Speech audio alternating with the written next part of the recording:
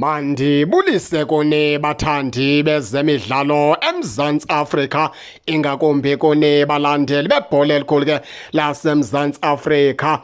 Siza nendaba kaPhuso Dithejane apha ke baphulaphule. Kwatshintsha ukudla epleyitini. Ekusingathi akuzohamba ngalendlela abantu abaninzi bebecinga ba ke kwahamba ngayo xa sibona ezindaba zifikayo ngoku. Ekusingathi ke ayizohamba ngale direction abantu abaninzi bebese beyikhomba kuyo into kaPhuso Dithejane. Isizathu soba nditsho kanjalo ke baphulaphula nasi. Uthi umlumzana uTim Sukazi isikhulu seTS Galaxy apho ke adlala khona uPhuso Dithejane. Sithi sona siboniswe nguPhuso Dithejane into okubana ke une-missed calls ezininzi zikaBobby Motaung kunye ke noKaizer Junior Motaung kudala bemfonela. Wabaleka kuPhuso wawubonisa isikhulu santo okubana ke nasi missed calls ke ndifonelwa ke zizikhulu zeqela ke leKaizer Chiefs.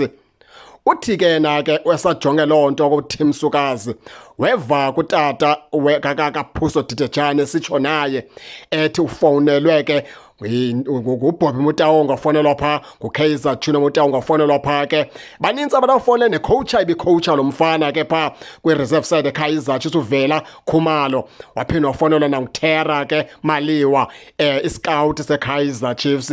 Uthi ke na uthe xa ephendula uBobby Motaung utata kaPhuso Dithejane xa ephendula uBobby wathi ke fonela umlumzana ke uTim Sukazi nigqibe nobabini ke into kaPhuso Dithejane. Utsho ke xa utata kaPhuso efonela pha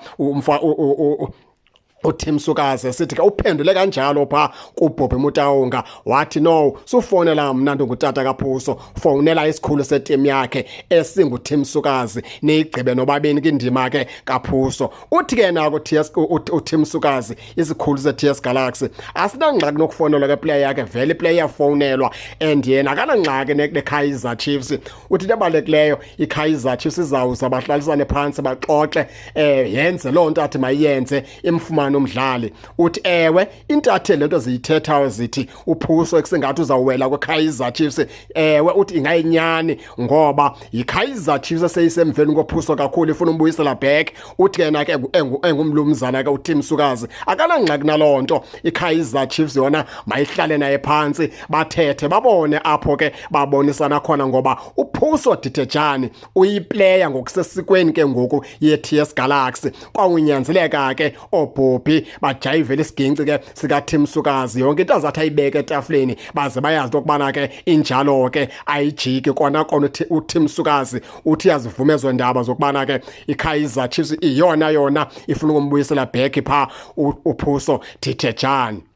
Yiyo loo nto ndithi ke baphulaphuli ke kwatshintsha ukudla epleyitini ngoba abantu abaninzi bebesebemkhomba kuSundowns bemkhomba kuPirates. Ekusingathi ngoku izinto ziyajika uzawubuyela ekhaya. Na ukhumbula into okubana ke uTim Sukazi unentsebenziswana entle neKaizer Chiefs kakudibanisa into yabadlali. Aphinde uTim Sukazi ayibeke icaci into okubana ukhule supporter iKaizer Chiefs. Yingako ke yena ekwazi uba nentsebenziswana entle nabadlali neKaizer Chiefs.